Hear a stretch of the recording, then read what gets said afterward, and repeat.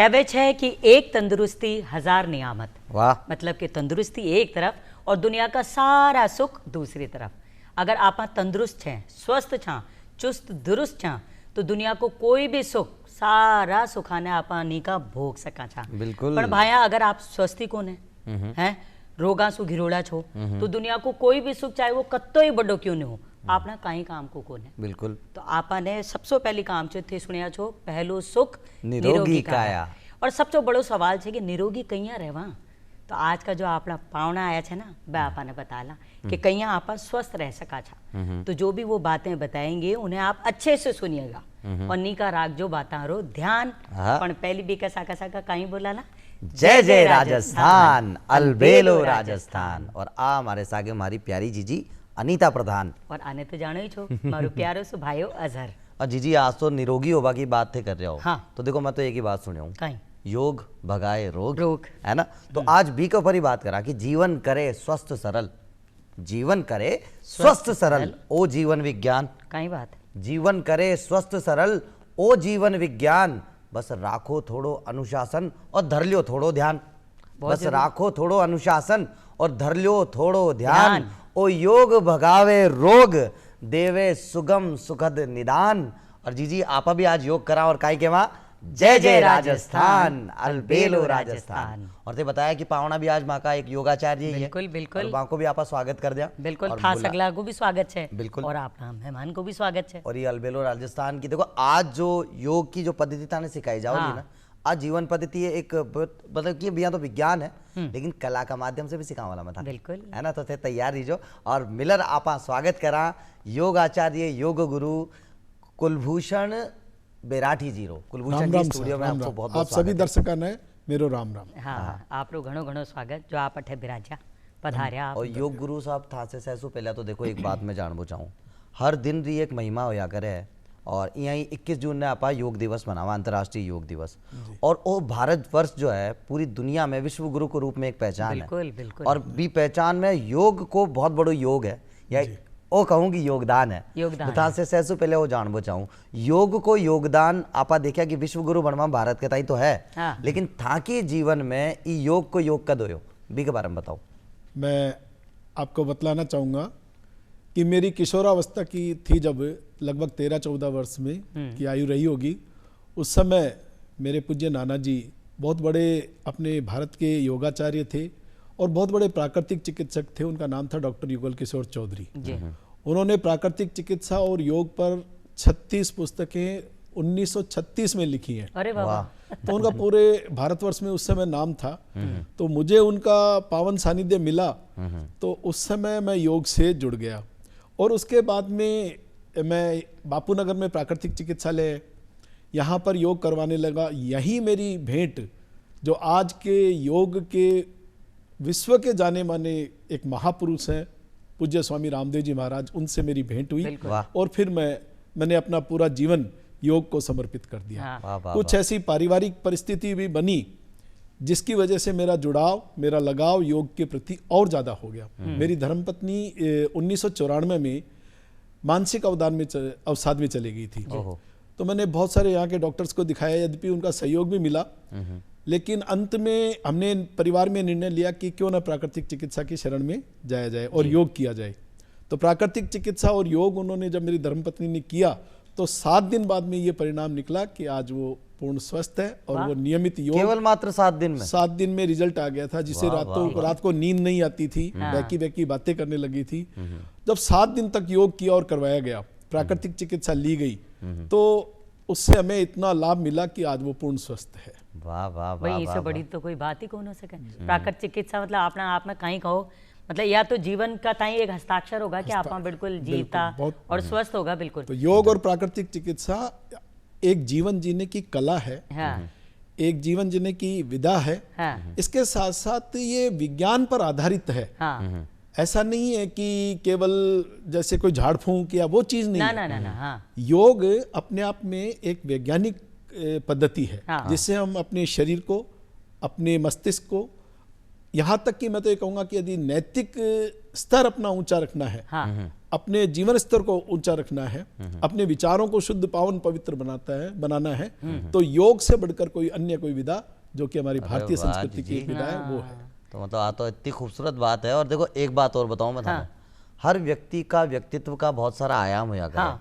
आपका भी है और आपने भी, जी हाँ मैं था बता दूं, एक समाज सेवी का रूप में भी आगे पहचान है बी के बारे में पाछे बात करा। लेकिन आयाम की जब मैं बात करूँ ना, तो एक शब्द दिमाग में आवे, प्राणायाम। प्राणायाम भी प्राणायाम के बारे में था से पहले जान बचाऊं। देखिए, योग को जो लिखित रूप से परिभाषित किया, लिखित रूप जो दिया, वो है महर्षि पतंजलि जी। तो महर्षि पतंजलि ने योग को 8 अंगों में विभाजित किया, अष्टांग योग जिसे कहा अष्टांग योग जिसे अष्टांग कहते योग। हैं। जिसमें यम, नियम, आसन, प्राणायाम, प्रत्याहार, धारणा, ध्यान और समाधि। जी। यानी कि योग है समाधि। योग क्या है? योगश्चित वृत्ति निरोध ही अपन सुनते हैं, लेकिन अंत तो गत्वा, अल्टीमेटली योग क्या है? योग एक तरह से समाधि है। और समाधि क्या है? समाधि समाधानम। अपने जीवन की समस्त समस्याओं का जब हम समाधान ढूंढते हैं तो उसे समाधि कहते हैं। यानी समाधि क्या हुई? योग। तो योग से हम अपने जीवन की समस्त समस्याओं का भी समाधान ढूंढ लेते हैं। आपने बात की प्राणायाम का, तो इसका हम यहाँ संधि विच्छेद करना चाहेंगे, प्राण और आयाम। आयाम। तो प्राण संस्कृत का एक शब्द है जिसे हम वर्तमान की भाषा में ऑक्सीजन बोलते हैं, या हिंदी में ऑक्सीजन या इंग्लिश में ऑक्सीजन बोलते हैं। और आयाम का तात्पर्य होता है किसी वस्तु विशेष का फैलाव करना, उसका ठहराव करना, उसे नियमित करना, उसे नियंत्रित करना, उसे संतुलित करना। जब हम श्वास प्रश्वास की क्रिया के माध्यम से, यानी श्वास लेना और छोड़ने की क्रिया से अपने देह के भीतर धारण की गई प्राण वायु अर्थात ऑक्सीजन का आयाम करते हैं, फैलाव करते हैं, ठहराव करते हैं, नियमित करते हैं, नियंत्रित करते हैं, उसे संतुलित करते हैं, तो यह क्रिया योग की भाषा में प्राणायाम कहलाती है। वाह। हाँ, मतलब योग में कुल मिला के सबसे ज्यादा इंपॉर्टेंट होता है सांस पर नियंत्रण जी। और अपनी मुद्राएं। जब तक एक शिशु माँ के गर्भ से जब बाहर आता है, हाँ, तब से लेकर और जीवित रहेगा तब तक वो श्वास जरूर लेगा। वो भोजन के बिना रह सकता है, जल के बिना रह सकता है, वस्त्र के बिना। हमारे पूज्य जैन मुनि रहते ही हैं। हाँ। और जंगलों में जो हमारे ऋषि मुनि रहते हैं, हम जैसा सुनते हैं आज भी, जैसे नागा बाबू जो रहते हैं जंगलों में रहते हैं, हाँ जी। तो उनके लिए कोई आवास की व्यवस्था नहीं होती है। तो हम आवास के बिना रह सकते हैं, वस्त्र के बिना रह सकते हैं, भोजन और जल के बिना रह सकते हैं, लेकिन एक पल भी वायु के बिना जीवित नहीं रह सकते। इसलिए जीवन के लिए यदि सबसे जीवित रहने के लिए, और वो भी कैसा जीवन, स्वस्थ जीवित रहने के लिए प्राण वायु का होना बहुत नितांत आवश्यक है। तो ध्यान प्राणायाम यानी ये कि जीवन का वाइटल फोर्स, जीवन का आधार, जीवनी शक्ति जो है वो प्राण वायु है। सर आपने बताया अष्टांग योग, तो उसके पहले चरण पे आ जाते हैं पहले। और आज की खास बात ये भी है कि हमारे साथ एक वो कहते हैं ना कि जितनी बातें हो रही हैं, हाँ, वो बातें बिल्कुल आपको सजीव चित्रण भी उसका करवाया जाएगा। हमारे साथ में एक योगाचार्य भी हैं। हाँ, नहीं छोटी सी भाई छे लीना। अरे जी डॉक्टर छे, काई कोने झूठ बोल रहे छे। डॉक्टर छे, जदी तो किया करे जे ना, योग भगाए रोग, सबको रखे निरोग। और देखो वो कहते हैं ना कि उम्र का भी मतलब किसी तरह का कोई असर आपके चेहरे पे दिखाई नहीं पड़ता। अरे बाबा शक्ल से तो लाग ही कौन रही है, बड़ी डॉक्टर छे। योगाचार्य जी आपने तो राम राम। बिल्कुल। हाँ जी और भाया की। तो चलो शुरू करें अष्टांग। अष्टांग योग एक सजीव चित्रण अगर हम देखना चाहें, तो मैं लीना बहन से अनुरोध करूंगा एक बार खड़े हो जाए, और खड़े होकर किए जाने वाले जो हर आयु के व्यक्ति इस आसन को कर सकते हैं। जी। बच्चों के लिए विशेष रूप से उपयोगी है। छोटे बच्चे जिनकी लंबाई नहीं बढ़ रही है, तो उनको लंबाई बढ़ाने के लिए आजकल थोड़ा बच्चों में, चाहे किशोर हो, थोड़ा युवा हो, तो उनके अंदर की मेरे मसल्स बने, तो उनके लिए ये बहुत उपयोगी है। आपके थाइज के मसल बनेंगे, आपके ये भुजाओं के मसल्स बनेंगे। अरे हमारी बेटी ने दिक्कत है, कह रहे मम्मी हमारी हाइट ही कौन बढ़ रही। और इससे सबसे बड़ा फायदा जो है उदर रोग में, कॉन्स्टिपेशन, कब्ज जिसे हम कहते हैं, कब्ज के लिए बहुत उपयोगी। तो मैं लीना जी से अनुरोध करूंगा अपने दोनों हाथों को सामने की ओर लाकर हाथों की उंगलियों को इंटरलॉक करें। इस आसन का नाम है ताड़ आसन। ताड़ बोलते हैं वृक्ष को। तो एक ताड़ एक वृक्ष होता है, उसकी भांति हमारे शरीर की आकृति बनती है, इसलिए इसे ताड़ासन कहा जाता है। श्वास को भरते हुए आप ऊपर की ओर जाइए। भाया गलती पैर आया तो पैरों के पंजों को भी उठा देंगे, एड़ी के जी एड़ी को उठा देंगे, पंजों पे करेंगे, श्वास को अंदर रोक कर रखेंगे इस प्रकार से। तो बच्चों की लंबाई बढ़ाने के लिए, कब्ज से मुक्ति पाने के लिए, अपने शरीर को सुडौल, सुंदर और मजबूत बनाने के लिए बहुत उपयोगी ये ताड़ासन का अभ्यास। वाह वाह वाह वाह वाह।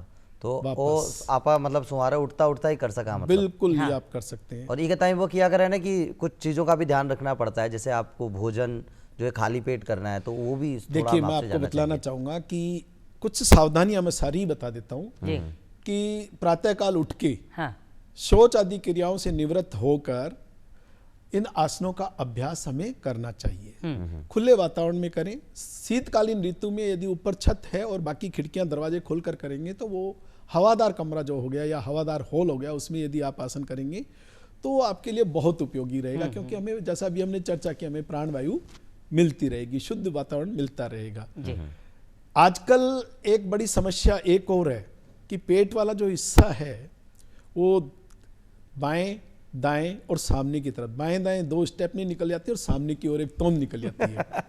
तो इससे संभालो मुक्ति मत पाने बात। के लिए भी ये आसन जो अभी हमने ताड़ासन किया वो बहुत उपयोगी। और एक अगला आसन मैं आपको बता रहा हूँ, कटी संचालन आसन, बहुत उपयोगी है। कब्ज से भी मुक्ति दिलाएगा, मोटापे से भी मुक्ति दिलाएगा, और इसके साथ साथ वही जैसे मैंने आपको बताया आपके शरीर को सुंदर सुडौल बनाएगा।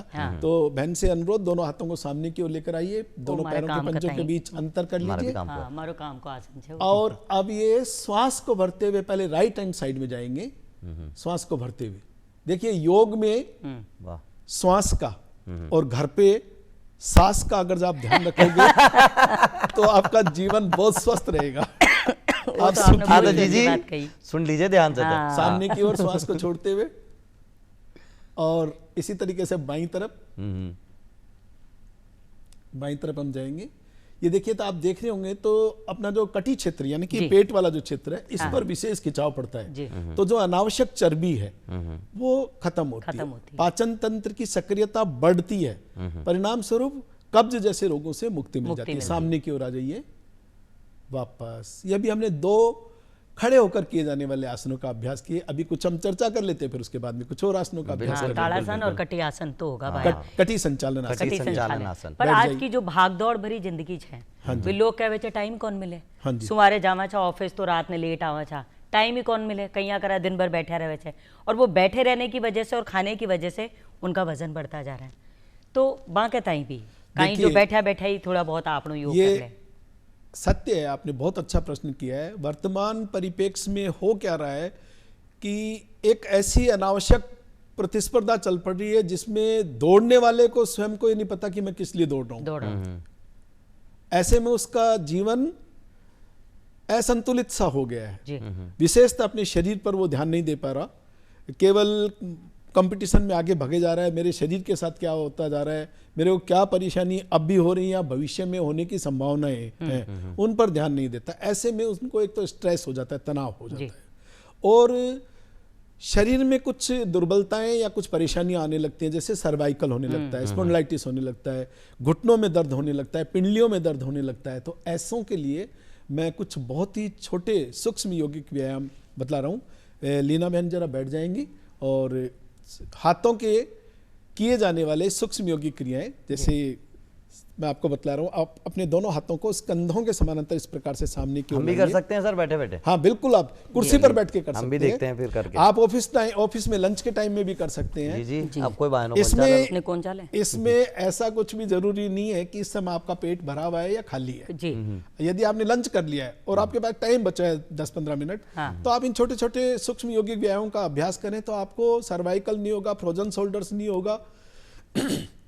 यहाँ पैरों की जब हम आपको व्यायाम बताएंगे तो साइटिका जैसे रोगों से मुक्ति मिलेगी। तो आइए हाथों के लिए और कलाइयों के लिए कुछ व्यायाम करते हैं। देखिए इस प्रकार से पूरी शक्ति के साथ बंद करना, खोलना, बंद करना, खोलना। एक बार अंगूठा बाहर, अगली बार अंदर। अंदर।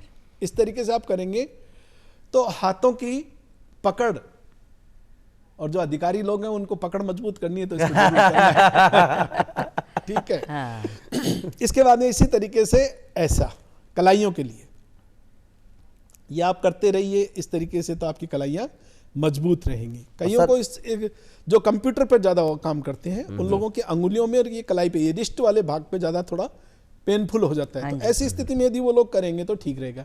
कुछ लोगों को एल्बोज में पेन होने लगता है, तो ये ये आजकल टावर जो मोबाइल ज्यादा चलाओ जी हाँ वहाँ के पंखा के टाइम लिए। है बिल्कुल। फिर उसके बाद में शोल्डर्स के लिए इस तरीके से कीजिए आप, कोनिया प्लस शोल्डर्स के लिए आप ये भी कर सकते हैं। ये वाला जो है हाँ तो सर्वाइकल वगैरह की दोनों दिक्कत है तरफ। उससे हम निजात पा सकते हैं अगर बिल्कुल ये योग निजात करें पाएंगे। इसी तरीके से उल्टी दिशा में भी करेंगे। तो। अरे वाह, फिर आप और अपने स्कंधों को मजबूत बनाने के लिए इस प्रकार से भी कर सकते हैं। बढ़िया। छाती को चौड़ा करने के लिए भी बहुत उपयोगी है ये। हाँ ऐसे खींचेंगे हाँ तो ये बहुत उपयोगी रहेगा। बैठे बैठे कुर्सी पे कर पा रहे हैं जी हम। हाँ कुर्सी पर बैठकर कर सकते हैं। अब मतलब देखिए, ऑफिस में अगर मैं हूँ और अपना काम कर रहा हूँ और मेरे हाँ। पास स्पेयर 10-15 मिनट मुझे मिलते हैं तो आप मैं कर योग कर सकते सकता हूँ। हाँ। कुछ लोगों को क्या है कि सर्वाइकल की वजह से, विशेषतः जो कंप्यूटर पे लगातार इस तरीके से काम करते हैं उनके अंगुलियों में, और उसके बाद में क्या उनको सर्वाइकल होने लगते हैं, स्पॉन्डिलाइटिस की प्रॉब्लम आने लगती है। तो ऐसे में इंटरलॉक करना हाथों की अंगुलियों को, सिर के पीछे रखना, श्वास को अंदर लेके हल्का सा रोक लेना और एंटी प्रेशर डालना, एक दूसरे के विपरीत दिशा में से दबाव डालना, तो आपकी गर्दन में हल्का सा कंपन होगा, वहां रुक जाइए। ऐसे ही फिर ललाट पर अरे इस वाह। तरीके से। हाँ वाह भाया मैं तो तीर्थराज बठे स्नान करके आई हूँ कुंभ में। महाकुंभ जा रही मन तो लाग रही है बिल्कुल, थकान ही उतर गई अब तो हाँ। ये फॉलो करता ही बिल्कुल। तो आप ये भी कीजिए इस हाँ। तरीके से, वाह, वाह, इससे आपको बहुत ही आनंद आएगा।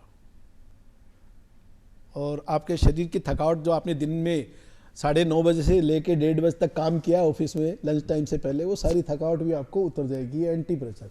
फिर लास्ट में आप इस तरीके से कंधों को ऐसे कर लीजिए, और हल्का भोजन किया हो तो कोई फर्क नहीं कोई पड़ेगा फर्क नहीं उससे। पड़ता इन हाँ। चीजों से। तो अब जी मतलब एक बात तो तय होगी जे हाँ ए जो माँ का ये बेटा है ना हाँ ए देखो बेटा बेटा कहते कहते कहते जब मैंने टेम कौन मिलियो हाँ जी चुराए छे हाँ जी चुराओ जे तो आ भाई सुन लियो कतो जी चुराओ अब आई बात ने छोड़नी छे हाँ। और जब भी टाइम मिल जावा तो ए योग आसन छे थोड़ा सा बिल्कुल। बिल्कुल से वापस जो ऊर्जा को संचार है ना शरीर में पाछो हो जावे तो जी ते भी कह बिल्कुल ज्यादा टाइम की जरूरत भी कौन है। और અહીંયા भी बहानो कौन चाले लो कि बाहर तो रोटी खाई छे यार, बाहर कौन करूं। हाँ मैं भी बता दिया अपना योगाचार्य साहब कि यहाँ काम कौन चाले थे खार भी योग कर सको छो।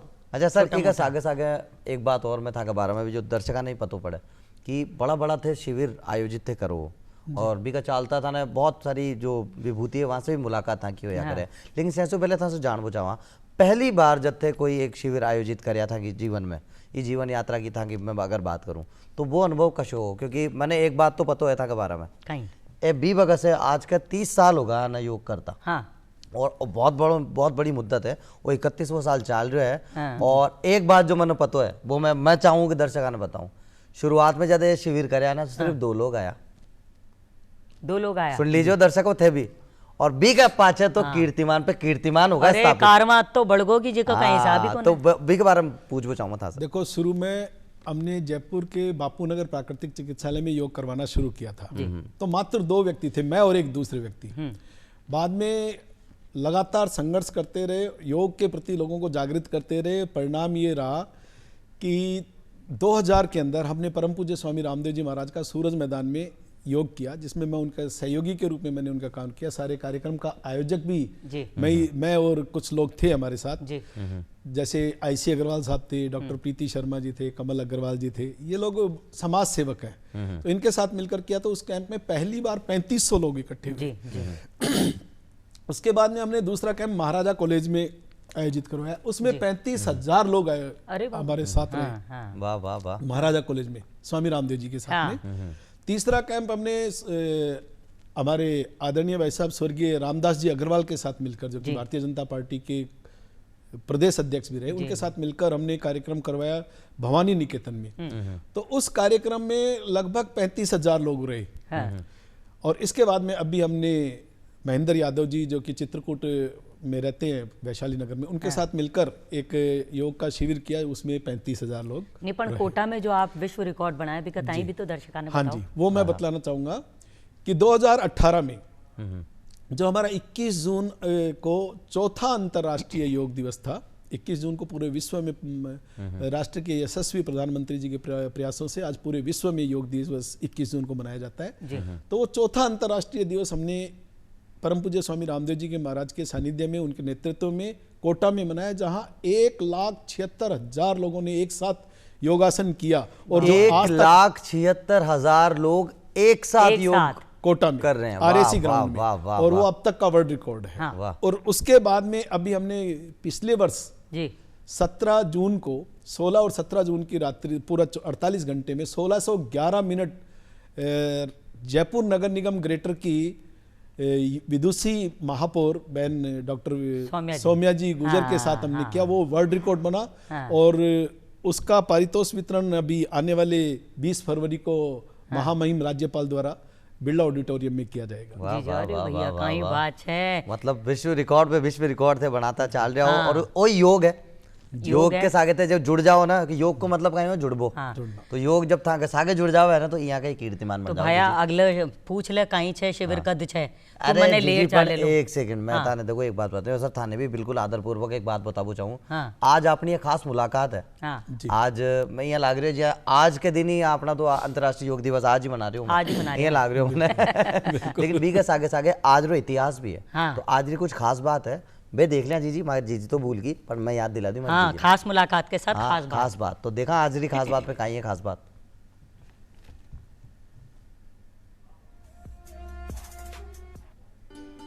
गोकुल भाई भट्ट का जन्म 19 फरवरी 1897 में शिवरात्रि के दिन हुआ था। वाह। 19 फरवरी से जुड़ा इतिहास है ये।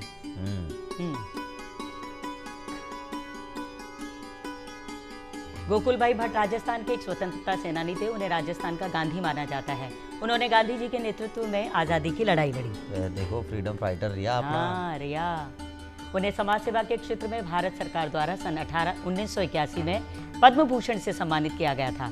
ये हाथल सिरोही राजस्थान राज्य से थे। राजस्थान का गौरव रिया साहब। राजस्थान का और एक सागे सागे जीजी हिंदुस्तान का गौरव की बात करूं, भारत के सबसे बहादुर और सबसे प्रगतिशील शासकों में से एक छत्रपति शिवाजी महाराज का जन्म 19 फरवरी 1630 को हुआ था। मराठा साम्राज्य के संस्थापक छत्रपति शिवाजी स्वाभाविक नेता और एक महान योद्धा थे। उनकी जयंती को भारत में विशेषकर महाराष्ट्र में शिवाजी जयंती के रूप में मनाया जाता है। तो देखिए 19 फरवरी को ये जुड़ा जो खास इतिहास है। एक मास्टर रणनीतिकार होने के लिए जाने जाने वाले छत्रपति शिवाजी महाराज ने मुगलों के खिलाफ कई युद्ध जीते और मराठा साम्राज्य को तराशा। अपनी सभी उंगलियों से पत्थर और मिट्टी में प्राण फूंकने वाले देश के महान शिल्पकार रामवंजी सुतार का जन्म 19 फरवरी 1925 को हुआ था। वाह। वो ऐसी खूबसूरत प्रतिमाएं गढ़ते थे कि डील डॉल से लेकर चेहरे के भाव तक सब सजीव सा जान पड़ता है। गुजरात में स्थापित सरदार वल्लभ भाई पटेल की विशाल प्रतिमा का मूल स्वरूप भी इस महान शिल्पकार ने ही तैयार किया है। स्टैचू ऑफ यूनिटी देख लो जी। 19 फरवरी 1915 को गोपाल कृष्ण गोखले का निधन हो गया था, जिससे उनके प्रशंसकों के जीवन में एक खालीपन आ गया था। गोपाल कृष्ण गोखले, जिन्हें हम एक स्वतंत्रता सेनानी के रूप में जानते हैं, एक समाज सेवी, विचारक एवं समाज सुधारक भी थे। महादेव गोविंद राणाडे के शिष्य गोपाल कृष्ण गोखले को वित्तीय मामलों की अद्वितीय समझ और उस पर अधिकार पूर्वक बहस करने की क्षमता से उन्हें भारत का ग्लेडस्टोन कहा जाता है। बिल्कुल। तो ये देखिए, ये आज से जुड़ा हुआ इतिहास, 19 फरवरी से जुड़ा हुआ इतिहास, और ये इतिहास अपने आप में खास हो जाता है और ख़ास हो जाती है ये आजरी खास बात। और अब आजरी खास बात से आजरी खास मुलाकात। सर एक सवाल मैं आपसे पूछना चाहूँगा। अम्मा की प्यारी जीजी अभिनेत्री भी है, नृत्यांगना भी है, बीके सागे सागे मैं भी मतलब बोलबा को काम है माँ को। तो माँ को जो गड़ो है ना, एक टाइम में बहुत ध्यान रखा करा। तो सर कुछ योग में अशो योग भी है जो माँ का गड़ा को भी मैं ध्यान रख लें। इसमें जैसे भ्रामरी प्राणायाम है, ठीक है, एक उज्जयी प्राणायाम है और एक सिंहासन है। तो मैं लीना जी से बोलूँगा कि एक बार वज्रासन में बैठ जाएं और सिंहासन में तेज आवाज से दहाड़ते हुए जीभ को बाहर निकालकर ठुड्डी तक लाया जाता है और दृष्टि को सामने की ओर देखा जाता है। भ्रमकुटियों के बीच सिंह की तरह, सिंहासन शेर की तरह दहाड़ते हैं। यदि मैं यहाँ से एक बार करके बतलाता हूँ तो वो अपने बहन लीना करके बताएगी। लंबा गहरा श्वास लेना है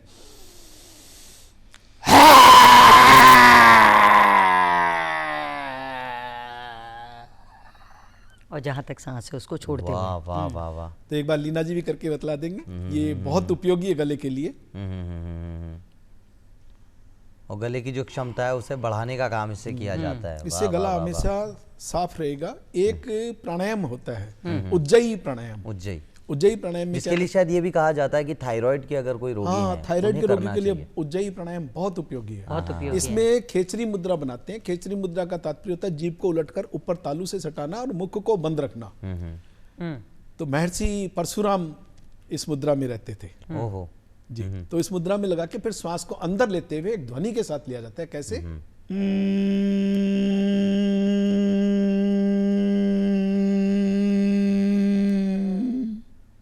जिनका गला खराब है वो लगातार इस प्रकार से श्वास को लें, होल्ड करें और छोड़ें।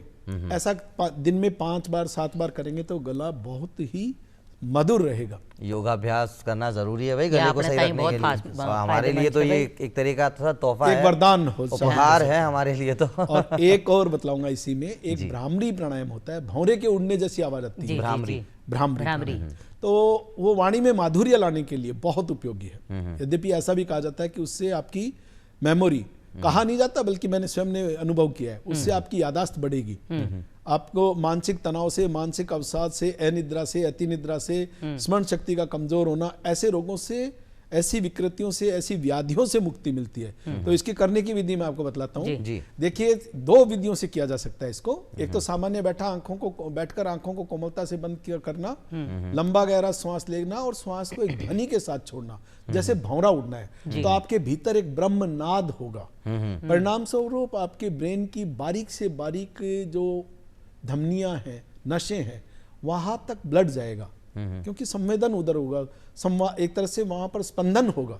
तो ब्लड उधर तेजी से दौड़ेगा। जब ब्लड उधर तेजी से दौड़ेगा तो ब्लड में हमेशा ऑक्सीजन होती है, तो उनको वहां जो सेल्स हैं उनको ऑक्सीजन मिलेगी, तो हमारे मस्तिष्क की कार्य क्षमता बढ़ जाएगी। वाह, तो वाह, कैसे वाह, करना है? देख लो जी।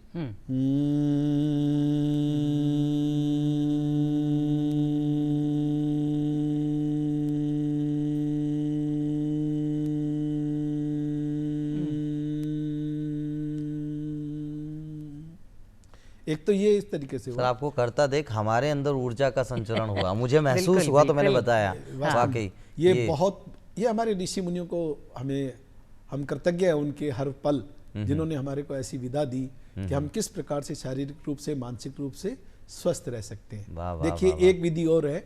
दोनों हाथों के अंगूठों से कानों को इस प्रकार से बंद कर लेते हैं कि बाहर की आवाज सुनाई नहीं देती। तर्जनी को ललाट पर लाते हैं, मध्यमा से आंख व नाक के मूल भाग पर हल्का दबाव डालते हैं। शेष दोनों अंगुलियों को अपनी नासिका पर रखते हैं, लेकिन नासा छिद्रों को बंद नहीं करते। जी। लंबा गहरा श्वास लेकर होठों को मिलाकर रखते हुए श्वास को इसी प्रकार ध्वनि के साथ, नाद के साथ छोड़ा जाता है। कैसे?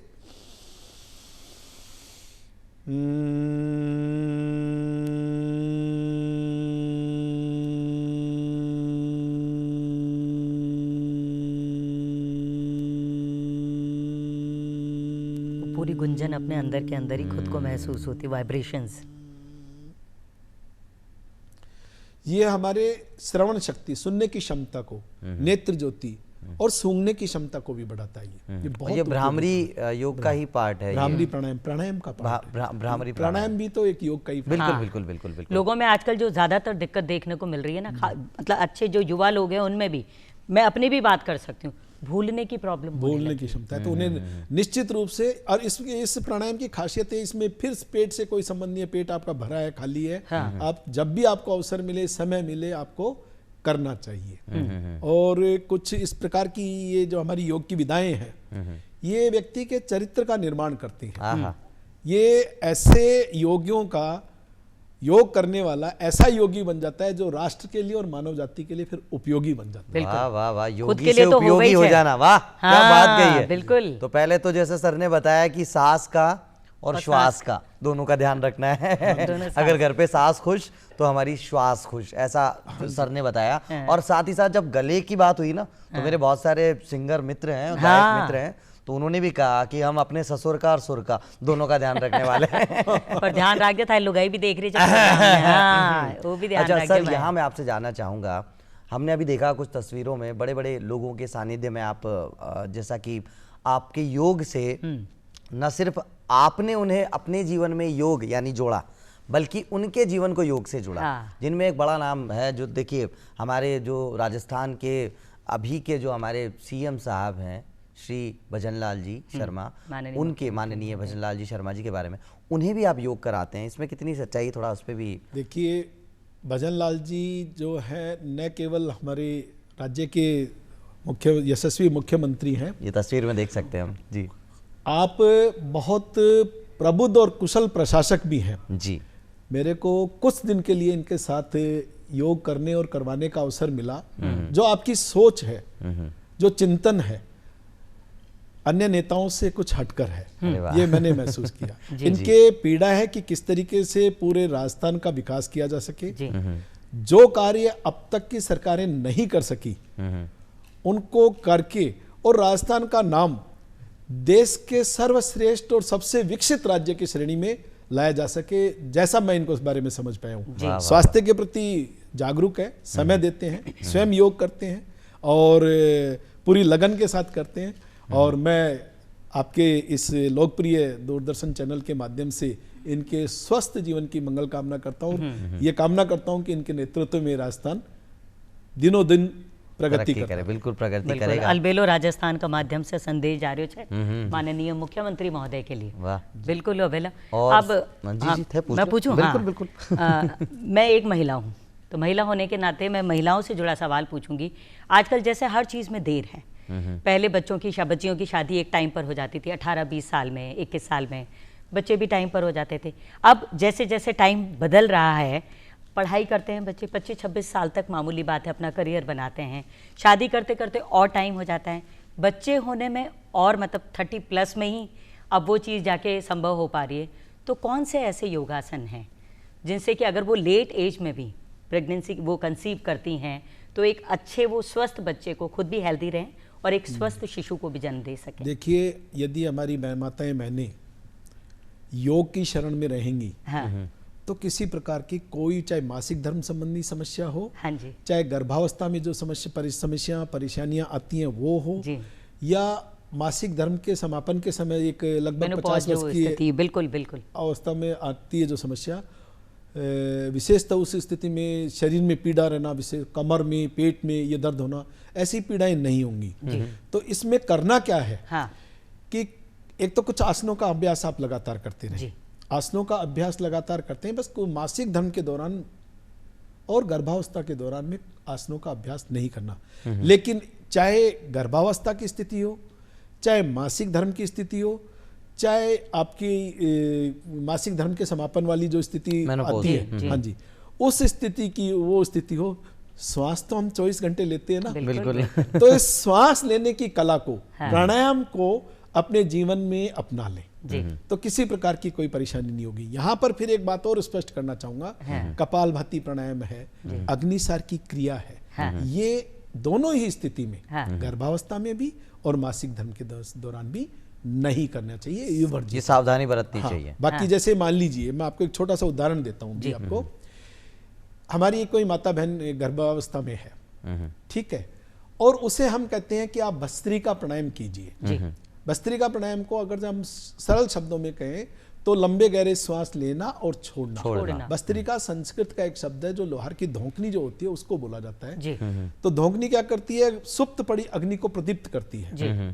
तो जब हम ये भस्त्रिका प्राणायाम करते हैं तो हमारे शरीर के भीतर सुप्त पड़ी जो अग्नि, जिसे हम रेसिस्टेंस पावर बोलते हैं, इम्यूनिटी पावर बोलते हैं, रोग प्रतिरोधक क्षमता बोलते हैं, शरीर के रोगों से लड़ने की क्षमता बनते हैं, इसको पर्याप्त मात्रा में अग्नि किससे प्रदीप्त होती है, वायु से।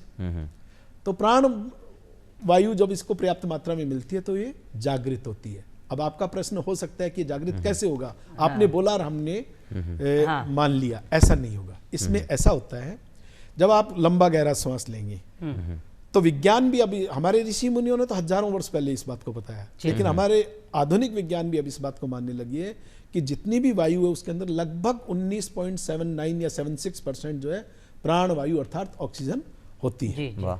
तो जब ऑक्सीजन पूरी हमने हवा ली तो पूरी ऑक्सीजन तो गई नहीं, श्वास लिया तो 19% को वो जो है हमारे फेफड़े अवशोषित कर लेते हैं ऑक्सीजन को। ये फेफड़े के पास क्या होता है कि सारे बॉडी से सर्कुलेट होता हुआ डीऑक्सीजनेटेड ब्लड आता है। तो वो क्या करते हैं, उस ऑक्सीजन को उस डीऑक्सीजनेटेड ब्लड में डाइल्यूट करेंगे और वो ब्लड हो गया, अब किस में कन्वर्ट हो गया, ऑक्सीजनेटेड ब्लड। बिल्कुल, ऑक्सीजनेटेड ब्लड जाएगा हमारे हार्ट के पास। हार्ट अपने सर्कुलेटरी सिस्टम के माध्यम से, यानी कि पंपिंग करके पूरी बॉडी में उसको सर्कुलेट करता है, संचरण करता है। तो हमारे जो कोशिकाएं, जो हमारे शरीर की सबसे छोटी इकाई यूनिट है, वो सेल्स होती हैं, कोशिकाएं। वो लगभग 2.5 करोड़ के आसपास रोजाना डेड होती हैं और इतनी रीजनरेट बनती हैं, बिल्कुल। तो जो नई बनेंगी कोशिकाएं, चूंकि अब आप प्राणायाम करने लगे हो, लंबे गहरे श्वास लेने लगे हो, तो उनको आहार के रूप में, भोजन के रूप में पर्याप्त मात्रा में ऑक्सीजन मिल जाएगी। तो कैसे सेल्स जनरेट होंगे? हेल्दी सेल्स जनरेट होंगे। जो पुराने गए वो तो खत्म हो गए, अब जो नए जनरेट हो रहे हैं वो हेल्दी सेल्स जनरेट होंगे। तो जब हेल्दी सेल्स जनरेट होंगे तो हमारी बॉडी के सेल्स से क्या बनता है? टिश्यूज बनते हैं। तो टिश्यूज भी हेल्दी बनेंगे।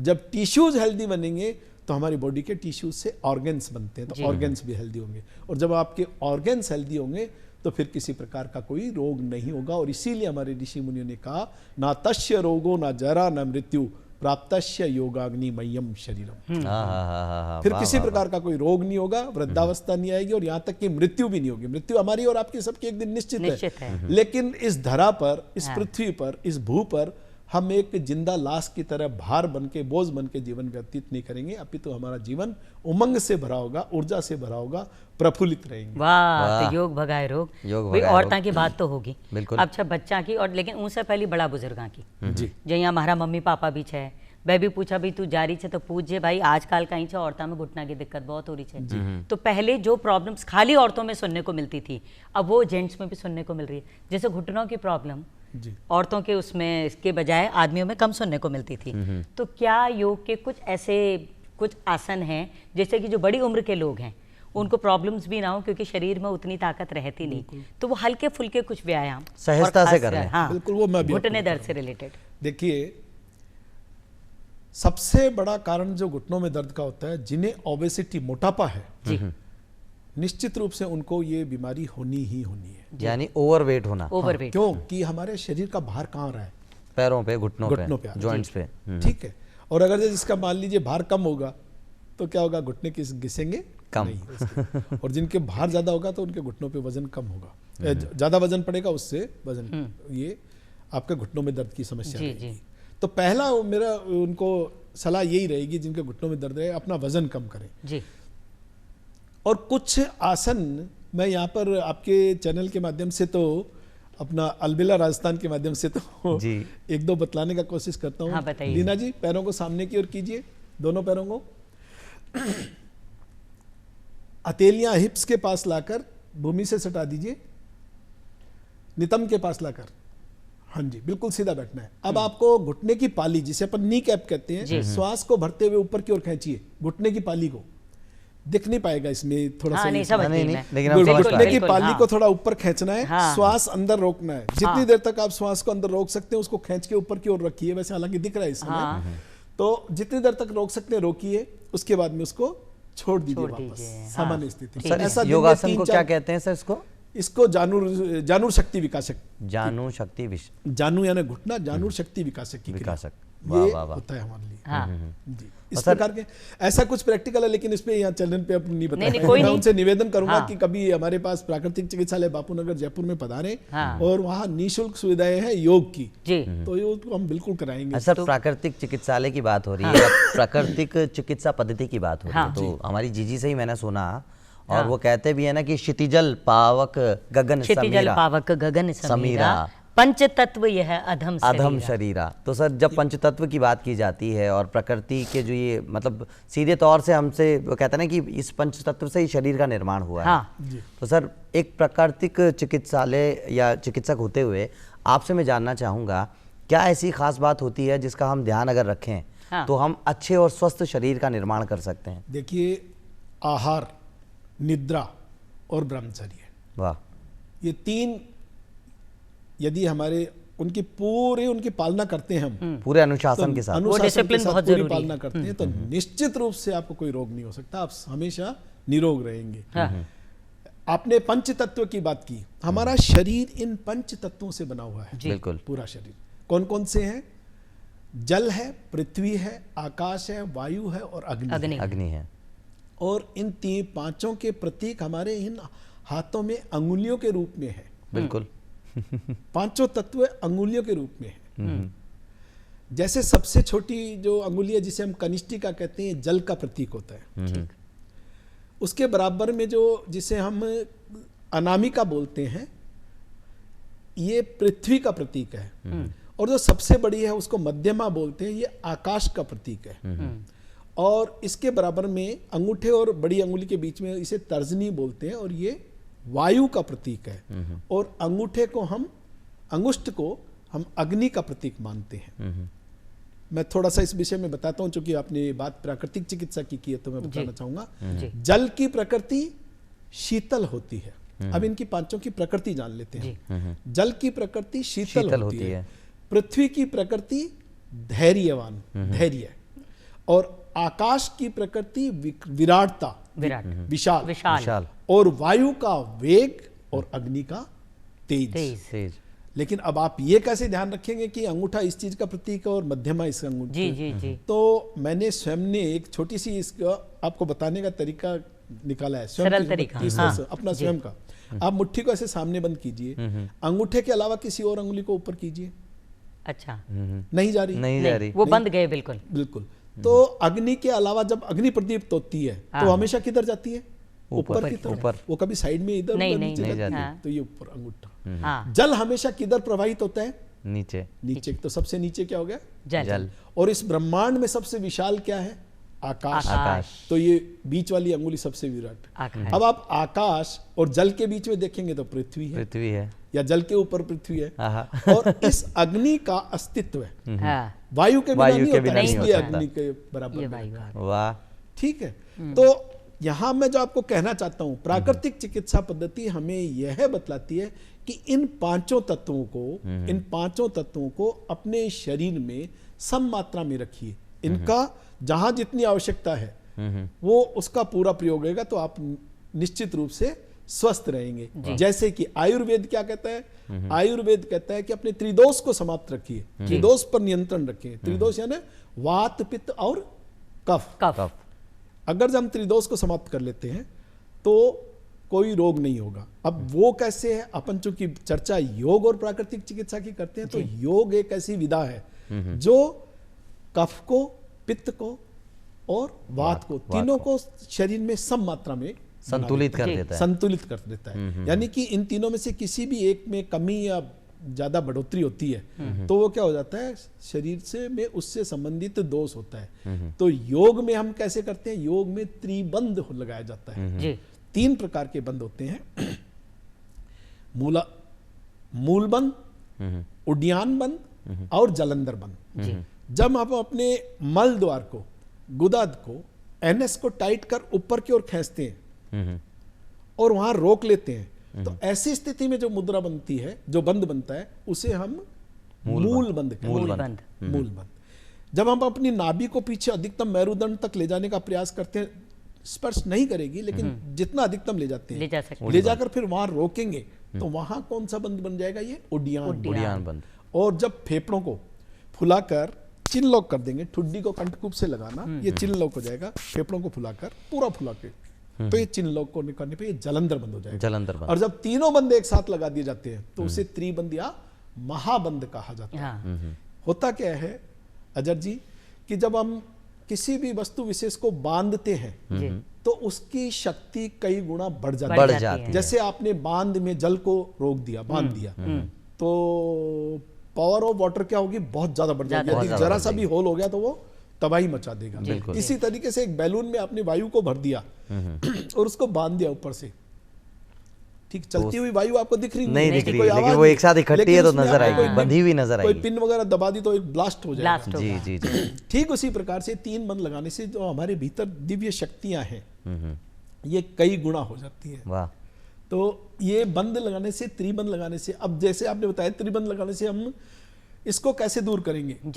त्रिदोष को। वात का दोष का है नाभि से नीचे जो मलद्वार वाला वात है ना, वायु। पित्त कहाँ बनता है? हमारे आमाशय में, पेट में, तो हमने उड्डयन बंद लगाया। कफ कहाँ बनता है? फेफड़ों में, वहां कौन सा बंद लगाया हमने?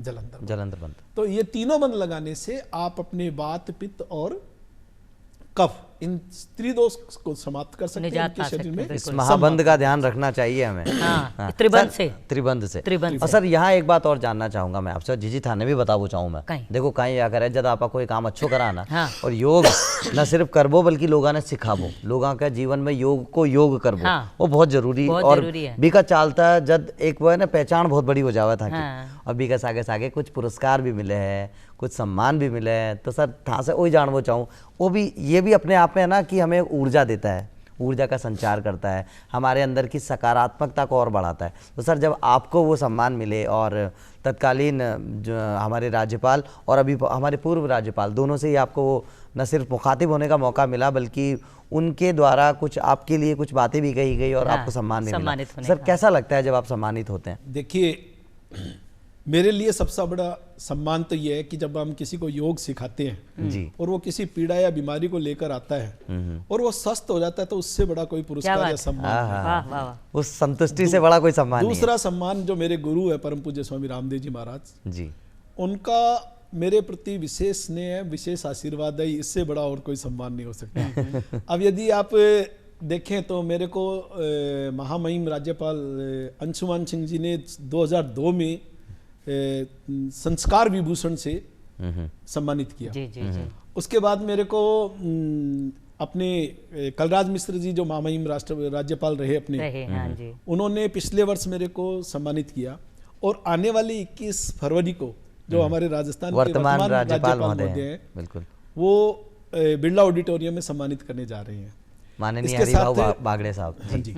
इसके अलावा मेरे को जो 15 अगस्त को स्वतंत्रता दिवस पर 2017 में जो राज्य स्तरीय कार्यक्रम SMS स्टेडियम में गवर्नमेंट ऑफ राजस्थान द्वारा आयोजित किया जाता जी, है, उसमें मुझे तत्कालीन मुख्यमंत्री श्रीमती वसुंधरा राजे जी ने सम्मानित किया। वाह। इस प्रकार अनेक और भी बहुत सारे स्वामी अपने नारायण दास जी महाराज द्वारा भी मेरे को सम्मानित किया गया जी, है। जी।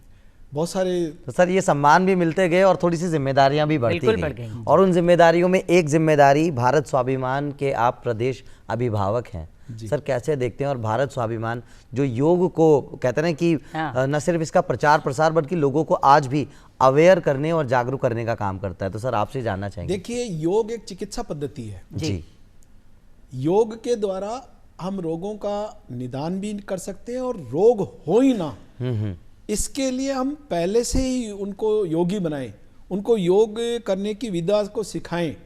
यदि वो श्वास लेना छोड़ना कुछ जो युवा वर्ग है, यदि वो आसनों का अभ्यास करने लग जाएं, जी, जी। तो निश्चित रूप से किसी को कमर दर्द हो रहा है, किसी को पेट में दर्द हो रहा है, किसी को सर्वाइकल है, स्पॉन्डिलाइटिस है, माइग्रेन है, यहाँ तक कि छोटे बच्चों को जो है आपने देखा होगा एपिलेप्सी जैसे रोग, मिर्गी जिसे अपन बिल्कुल, बोलते हैं, बिल्कुल। ऐसे रोगों के लिए नज़ला, जुकाम, खांसी, साइनस, माइग्रेन, कितने रोग मैं आपको गिनाऊं जिनके लिए योगासन और प्राणायाम बहुत उपयोगी सिद्ध करते हैं। इसलिए मैं तो सभी हमारे किशोर युवाओं को, बच्चों को ये राय देना चाहूँगा कि आप अपने केवल 15, 20, 25 मिनट आप इधर उधर मोबाइल में लग के टाइम खराब करते हैं, हाँ। इसको कीजिए। आप स्वस्थ लंबी आयु प्राप्त करना कोई बहुत बड़ी बात नहीं है, जी, लेकिन जी। स्वस्थ स्वस्थ जीवन आयु, प्राप्त स्वस्थ जीवन करना प्राप्त बहुत बहुत बहुत important बड़ी बात आप है। स्वस्थ रहेंगे, लंबी आयु को प्राप्त करेंगे और आने वाली पीढ़ी की ओर तो जो है पूरा राष्ट्र अब देख रहा है, क्योंकि राष्ट्र का निर्माण और राष्ट्र के विकास की जो बात है अंततोगत्वा उन्हीं के कंधों पर आने वाली है। हाँ। इसलिए बच्चों को इस ओर ध्यान देना चाहिए और इसमें किसी प्रकार का कोई खर्चा भी नहीं है। समय का खर्चा होता है, तो मैं तो ये कहूंगा समय का खर्च नहीं बल्कि समय का मैक्सिमम यूटिलाइजेशन यदि आपको करना है हाँ। तो आपको योग करना चाहिए। बिल्कुल। सर, तो एक बात वर्तमान और- परिप्रेक्ष्य में जो आज योग के महत्व को देखा जाए तो जो बातें बताई युवाओं के लिए, बच्चों के लिए वो बहुत महत्वपूर्ण है। आज हमारे पूरे विश्व के अंदर जी। योग किया जाता है जी। और यदि भारत की विश्व गुरु के रूप में पहचान हुई है या होने की संभावना है सिर्फ तो वो योग- केवल योग के की माध्यम वजह से ही है। होगी। बिल्कुल है। क्योंकि हमारे घर के बच्चे योग को जानते हैं और वो निपुण है, परिपूर्ण है वाह। और आवश्यकता है तो इसको और सुधार करने की, इसके प्रति जुड़ाव और होने की। तो होने योग का स्कूलों योग में- होना चाहिए जीवन हाँ जी, में। स्कूल में योग करवाया जाना चाहिए। किसी भी धर्म से, किसी जाति से, किसी भाषा से कभी योग का तो तात्पर्य कभी ही लेना जोड़ना देना, है। हाँ जी। बिल्कुल जोड़ना इसलिए है। किसी से कोई मतलब नहीं है। हाँ। हम सब एक है और हमें योग शिक्षा ही यही देता है कि जुड़ो, जुड़ो और राष्ट्र के लिए काम करो। तो जब आप योगी होंगे तो समाज के लिए उपयोगी उपयोगी होंगे। वाह, होंगे। इससे बिल्कुल, बढ़िया क्या बात बिल्कुल, होगी। हाँ। और सर इसके साथ साथ वो जैसा सर ने सिंहासन जो एक हमने वो देखा था आसन, और वहाँ जो दहाड़ हमने देखी थी, तो दहाड़ने से मुझे एक बात याद आई थी। हाँ। जब बाबा भीमराव अंबेडकर साहब कहा करते थे कि शिक्षा वो शेरनी है जो उसका दूध पिएगा उतना ही दहाड़ेगा। और आप भी भारतीय शिक्षा बोर्ड के प्रदेश प्रमुख हैं, तो सर आपको उसके लिए भी मैं बहुत, न सिर्फ क्योंकि एक बहुत बड़ी जिम्मेदारी का काम है और इस जिम्मेदारी को आप बखूबी निभाते हैं, और आज की ये मुलाकात बड़ी खास रही है। सर चलते चलते आज के युवाओं के लिए और हमारे खास दर्शकों के लिए कोई संदेश आप देना चाहें तो क्या कहना चाहेंगे सर आज? मैं एक ही बात कहना चाहूँगा कि किसी भी जाति से हैं, किसी भी धर्म से हैं, किसी भी भाषा से संबंध रखते हैं, किसी भी क्षेत्र से और किसी भी उम्र से हैं, किसी भी उम्र से हैं, एक दिमाग में बैठाना है। योग की बात तो बाद में कहूंगा, राष्ट्र धर्म जो है वो सर्वोपरि।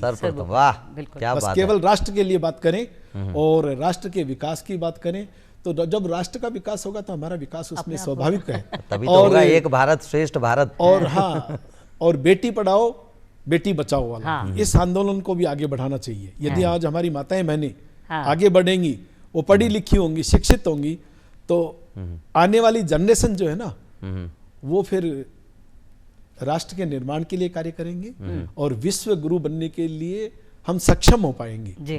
और योग करें योग, रहे निरोग, स्वस्थ रहें, मस्त रहें और व्यस्त रहें। वाह, क्या बात है, ये सबसे बड़ा संदेश है। और सर इसी संदेश के साथ आज हमारे दर्शकों से भी हम विदा लेते हैं और आपका भी बहुत बहुत धन्यवाद आपको ज्ञापित करते हैं। और साथ ही साथ सर वो कहते हैं ना कि जीवन में संगीत की भी अपनी एक बहुत बड़ी भूमिका है, बहुत महत्व है। तो सर सुर की हमने बात की थी बीच में, आपने गले को कैसे अच्छा रखें वो आपने बताया। फिलहाल आपके लिए एक मीठा सा गीत, और उस गीत को सुनते हैं चलते चलते। और हमारे बाड़मेर के कुछ कलाकार हैं, बहुत ज़बरदस्त कलाकार हैं, तो आइए उन्हें भी सुनते हैं और सबसे विदा लेते हैं। धन्यवाद।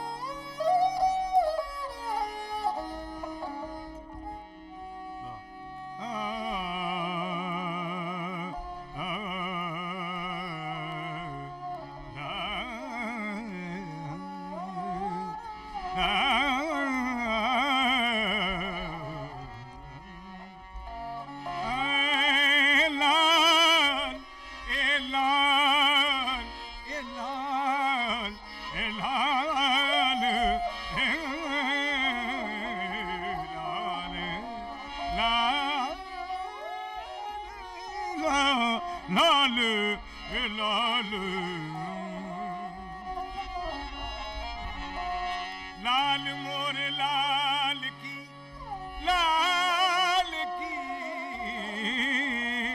जित देखूं होत लाल लाल लाल देखण में गई खुद भी हो गई लाल। लाल मोरी बात रखियो बना झूले लाल ने, लाज मरी पाती रखियो बना झूले लाल ने। सुंदरी दा है सेवनी दा सगी सा बात कलर हट दमादम मस्त कलंदर लालो लाल कलंदर ओ सुपियो सुंद कलंदर रेवी हर दम दे अंदर ओ लाज मेरी हो ओ लाज मेरी।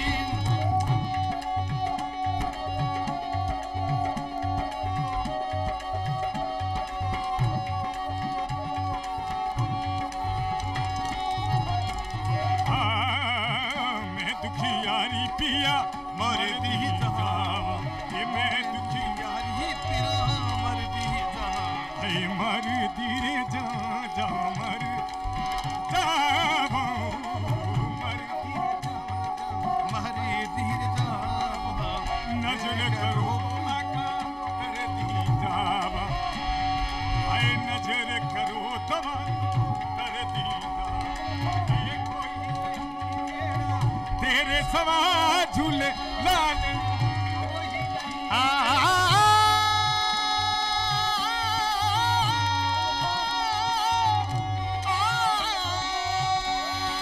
कोई नहीं नहीं नहीं नहीं नहीं नहीं नहीं नहीं ओ कोई नहीं मेरा तेरे सवा झूले लाल ओ कोई नहीं सेवन दा सगी सावात कल दमादम मस्त कलंदर नाली दे लाल कलंदर वस्तु दे मस्त कलंदर ओ तेरी हर दम दे ओ लाल मोरी ओ लाल मोरी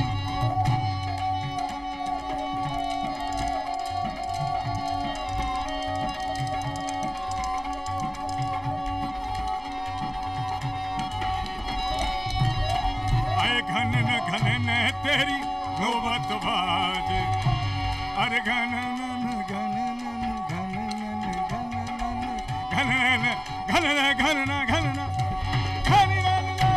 ओ घनन घनन तेरी नौबत बाज लाल बजे घड़ी याद बचा झूले लाल ओ लाल बजे घड़ी याद बचा झूले लाल ओ संधड़ी दा सेवनी दा सगी सामान कल दमादम मस्त कलंदर सगी सामान कलंदर मस्तों दे मस्त कलंदर लालो ते लाल कलंदर रेवी हर दम दे अंदर लाजी मेरी हो लाजी मेरी ओ लाल लाल लाल मोरी लाल लाल लाल मोरी लाल लाल लाल मोरी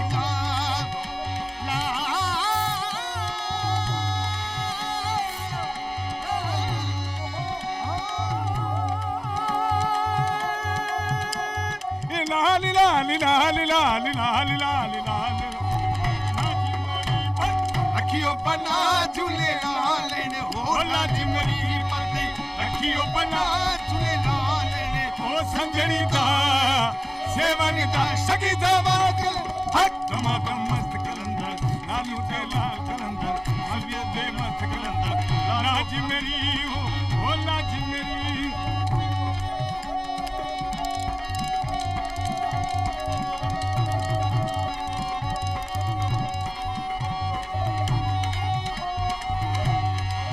ऊंचा रोजा पीरा तेरा ऊंचा रोजा पीरा तेरा हेठ पे तारी आल बना झूले लाल रे हेठ पे तारी आल बना झूले लाल रे ओ संगड़ी दा सेवन दा सगी दा बाज हक दमादम